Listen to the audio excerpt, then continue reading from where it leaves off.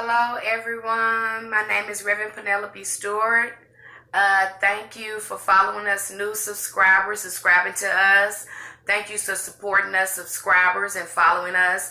You can follow us on Facebook, Twitter, and Instagram. Thank you for being here with me today. Today, I don't know why I didn't ever do a book review on this book.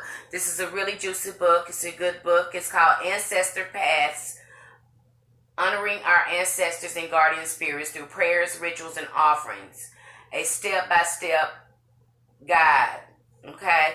I think it was a very good book. Aladokun by Aladokun. This is an ebook. I don't have a physical book, but I will leave a link here so you can purchase the book if you're interested. I'm not sure if they sell it in physical book form, but you can check that out. Like I said, I'll leave a link here when I'm done with the review. What I loved about this book is the perspective this author had on spirituality, and the perspective it had on Christianity. And what I didn't like about the book is that, initiation was pressed in this book. I didn't like that because I don't, it's just like adopting another religion. To some, I just feel restricted with that word religion thing, I think it's not a spiritual practice when you initiate. That's just me. But this author is different. Everyone is different. I don't think that'll work for me. That's what I didn't like about it. These are my personal opinions. You may read it and you might love everything about it. I try to be objective. I take what resonates with me, and what doesn't, I'll leave it, and then if I read it and I see something on down the road and I say, okay, maybe I should adopt that, then I can go back and review it. That's just the way I work. That's what has been working for me. This book is full of prayers that I have used in writing my book about ancestral trauma. So it's a really good book. But I'm gonna dive in here and give you some information about the foreword. Bear with me because this is an electronic book, so I'm having to, y'all know how I go with these electronic books. Okay, and what I liked about this book also is this person has meshed, it reminds me of jambalaya, because this person has meshed a little bit of all the religions together and taken them and made their own spiritual, practice. And maybe the only reason why they got got initiated is to learn more about how to work with the ancestors. Maybe that was this person's reason. That just occurred to me right now when I was talking about it. But let me read the foreword to you. I wrote this book because I remember how hard it was trying to learn about the ancestor spirits and nature veneration from within the spiritual system of Santeria Lukumi, stem from African diaspora and is derivative of African religion, Yoruba. Wikipedia, the free encyclopedia, defines African diaspora as a movement of Africans and their descendants to places throughout the world, predominantly in the Americas, then later to Europe, the Middle East, and the other corners of the globe. Much of African diaspora is descended from people who were enslaved, shipped to Americas during the Atlantic slave trade. Let me reiterate there. We've been told, this word Africans. We have to be careful with that word Africans. We have to be careful with that word Africans. I would like to say more of indigenous people, and do your more research in there into that, because there were already indigenous people in the Americas before the colonial powers arrived. There were already dark people here, so do your research into that. And there are Native Americans, I've ran into many of them when I stayed in Oklahoma, and a few here they're Native Americans and they look just like me. And I always wondered about that. And it's not until I started doing my research, I was like, oh my gosh. And then then going back looking at my family history, my great grandmother said that we were Blackfoot Indian. So, and the spirit has been telling me that all the time. But then when I did my research and really started listening to what was told to me when I was, small or younger, now the pieces all fit together on why I'm drawn to certain things and why I do the things I do. I hope that makes sense. From the time I began my journey on the path of ancestor veneration through the past several years, information on the subject was limited, vague, confusing. And even though today there is an abundance of information available from other books and the internet, I still find most of it vague, confusing, and incomplete. Therefore, it is my goal to make the road a little easier for those who would like to grasp the concept of ancestor veneration.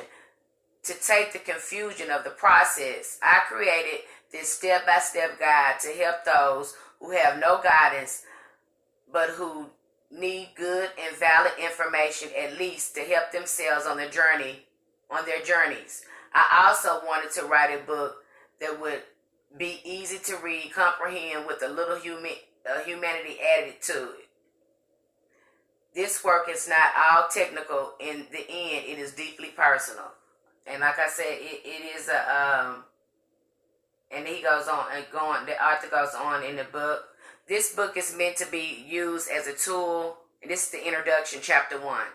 This book is meant to be used as a tool to help you begin your journey of understanding and to help you communicate with your ancestors and spirit guides and uguns, which is accomplished through prayers, divination, rituals, and offerings. The act of communicating with the spirits fall under the domain of spiritualism. Although the practice and essence of spiritualism is ancient since 1983, the U.S. government has recognized it as a religion.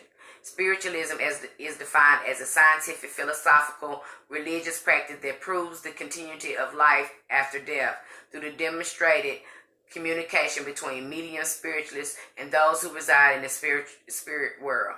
Spiritualism is a science because it uses observation, research to explain spiritual phenomena through mediumship. Science simply means knowledge that is attained through the study and practice. Therefore, through the practice of mediumship, the spirit world is explored for various truths about human and spirit life. Okay? So, it goes, it's like I said, this is a very juicy book. I like it. I like the book. I wanted to read something else to you. I thought it was very funny. Is this the chapter? Okay, yeah. This chapter is really juicy. Let me go back. This is chapter 2. This is chapter 2. Calling of the Spirit. To answer the call of spirit, the inner guide, many people are broadening their beliefs and education regarding spiritual religious systems from around the world. And many do not understand or realize that it is the soul, their very own soul, that is searching for the spiritual home that will bring it peace. This is becoming particularly true for the Black Americans who were primarily raised within the Christian doctrine of various denominations. Those of you from this background know that many Christians are ignorant of any belief outside the Bible or Jesus Christ. For example, the following is an actual statement emailed to me by a closed-minded Christian believer. Hold on to your socks when I read this. I thought this was very interesting. God of the Bible forbids the worship of anyone except himself as idolatry. And Jesus says in Luke 16:26 that there is a great chasm, a wall that cannot be crossed, placed between the dead and the living, and that they cannot communicate with us, nor can we communicate with them. They also proclaim that the Bible teaches that those spiritual beings who claim to be spirit guides are actually masquerading demons of deception and are sent to ensnare us into Satan's kingdom by diverting us from believing in the salvation and eternal life that is made available to us only through the belief in Jesus Christ. That's what that person emailed this author. The author response was, there is nothing devilish or masquerading in the advice that I have received from my ancestors and spirit guides. For me and for millions of others, spirit communications has proven the continuity of life after death. I am a priestess initiated in the ways of the African ancestors, and they have brought nothing but goodness into my life. And because of such, no Bible or man-made doctrine written by man can tell me otherwise. The proof is in my life. It has flourished. I have nothing but good and loving people in my home, on my job, and an excellent support system. I treat people the way I expect to be treated, and I live every day to do nothing but good deeds. To do nothing but good deeds, and because of that, I am blessed. I experienced through my ancestor worship has been wonderful. My experience through my ancestor worship has been wonderful and has healed many lives. What is masqueraded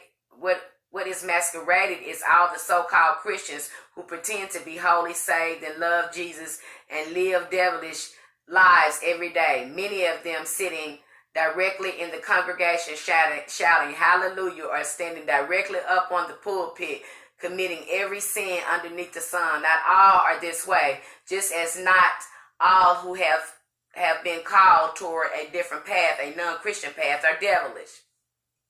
And so the author says, my intentions are not to dispute Christian beliefs, but to simply broaden the scope of spiritual and religious phenomenon beyond the Christian ideology. When I read the statement in the email message, it disappointed me, because when I open my mind, look at the world, and listen to world history, common sense tells me that the statement is not solely true. Is Christianity powerful? Heck yeah. However, when I look at the word idolatry, I say, what are Christians really saying? The New Webster Comprehensive defines idolatry as a blind adoration. It also states that idol God, a deity, one that is blindly adored. Now, if it's true, no one should idolize anything or anyone except for Jesus himself, then why do devout Catholics have blind adoration for many statues they have standing in their churches all around the world, such as Virgin Mary, various angels, and saints, for whom candles and incense are lit and burned on a daily basis? I've had this conversation with some of these Christians, and they just, when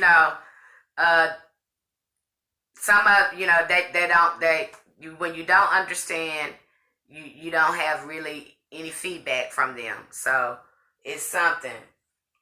Like I said, then that's just chapter 2. Is another part of this book, drumming of the beat. I like that, because what you'll find too, if you ever go into your meditation, if you're going to be communicating with the ancestors through meditation, doing any type of path working, I have some meditations here recorded. If you're interested in it, doing the journey work, I do a guided meditation to helping you connect with the ancestors from an indigenous point. It's more indigenous with the drumming and all that, shamanic, so to speak. It's got the shamanic drumming going on there. Let me go on. In this chapter 3, I have been placed on the road that follows the drumming beat of the ancestors. Where is the road taking me? Where will I end up? It's like following footprints in the dark. I don't know where I'm going, but the beat is calling to my spirit, my soul, so I follow. This time I will not find myself at a dead end, as I was destined for them, my ancestors. I am a slave to no one, to know one thing. They say, follow me, follow the beat, where you will find freedom, freedom of faith, freedom of your soul.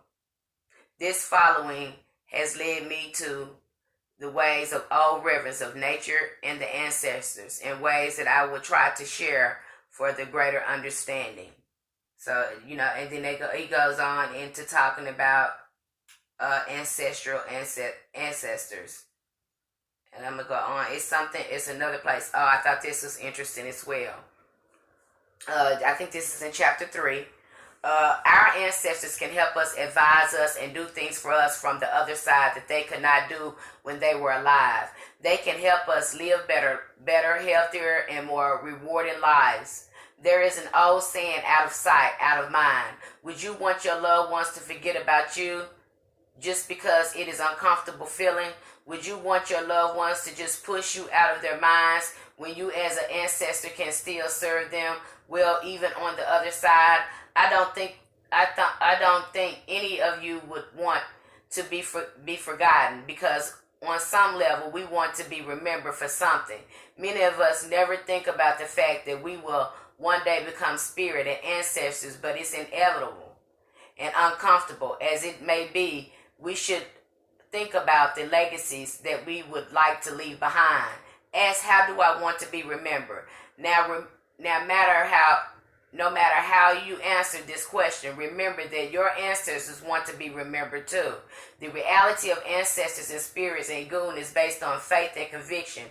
When you analyze faith, you find that it is a mental attitude against which there is no longer any contradiction in the mind that entertains it. Unfortunately, we find there is great faith in fear. Faith in fear that one may lose his position. Faith in fear that one may lose material possession. Faith in fear that one may lose his health, and so on. Faith is mental attitude, which is so convinced of its own idea, which is completely accepts it. Any contradiction is unthinkable and impossible. Like I've been telling you, and it's interesting that this author says this right here, because that faith, what you're saying is faith, this has to be so psychological. You have to get so deep in your psychology. You know what I'm saying? And you have to really do a lot of positivity and working on your character, doing that inner work. See, that's what that Know Thyself class is about. That is the best form, because you're working on that character. And so, and when you have that faith that's strong like that, it works. You know, it works. Oh, it works. I thought that was very important. And this author also works with the Orisha. Like I said, if I didn't mention before, this book reminds me so much of the Jambalaya book. Because they mix a lot of things together. The Orisha veneration and ancestor reverence make up a very complex spiritual system, and through this system we receive Ashe, the power, the command, and ability to maintain spiritual balance, harmony within the universe, with the ultimate goal of maintaining good character. I just said that. For the purpose of this book, my primary goal is to focus on the ancestors and the spirit guides that are fundamental parts of the very existence. For general purpose, I will refer to egoons or spirit guides, guardian spirits, or spirit protectors, teachers, ancestors, meaning deceased family members. This gives me a way to distinguish between the two. So, this is a really good book. I'm trying to see if anything else I want to go over in here.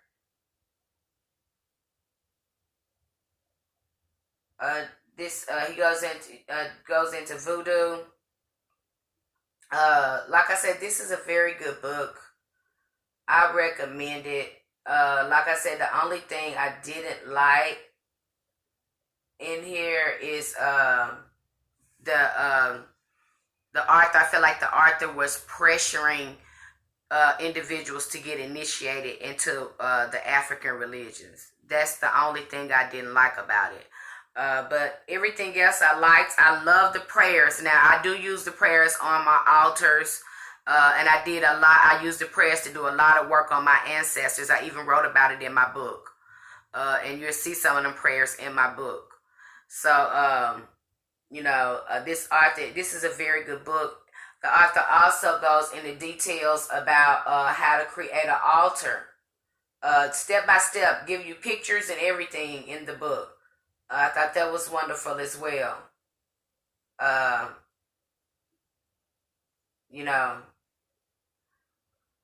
Let me read a prayer just right here.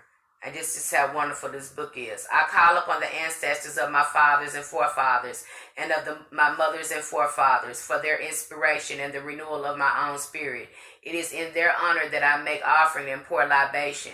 It is in their honor that I give thanks for everything facilitated on the backs of my ancestors. And for this, I pay homage.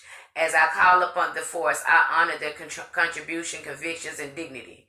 And as they etch the horrible atrocities of histories into my mind, I welcome these recollections, for I must never forget. I must remember never to repeat the history, but to develop and grow through the knowledge and admiration for strides they made throughout history despite adversity. And for this, I pay homage. I call upon the creative spirit of my ancestors to teach me the way and the cultures of the old in the new time, and I welcome their memories of the past. For knowing the past, I know myself, and for this, I pay homage. Wonderful prayers in here. What I loved about that, and just connecting, letting you know how to work with the Orisha. What are your spirit guides? What are your ancestors? And it breaks down divination too. But I hope you like this book review. And thank you for being here with me today. And I will leave links to this book down here. Like I said, it's a very juicy book. The only thing I didn't like was the initiation thing. And it's okay for you to take things that resonate with you and leave things that don't. That's all a part of our journey, But the ancestor part, if you're interested into working more with ancestors, this it's a great book. It is a great book to helping you really pin down how you would like to work with the ancestors and these spiritual systems, and how these spiritual systems can help you work with the ancestors, these African spiritual system. Even if you're just saying a prayer to the Orisha, these prayers that you're saying, they also help elevate the ancestors as well. So very good book. It's a lot like jambalaya, but it's really focused on the ancestors. Thank you for being here with me today. Light and love, may the ancestors be with you.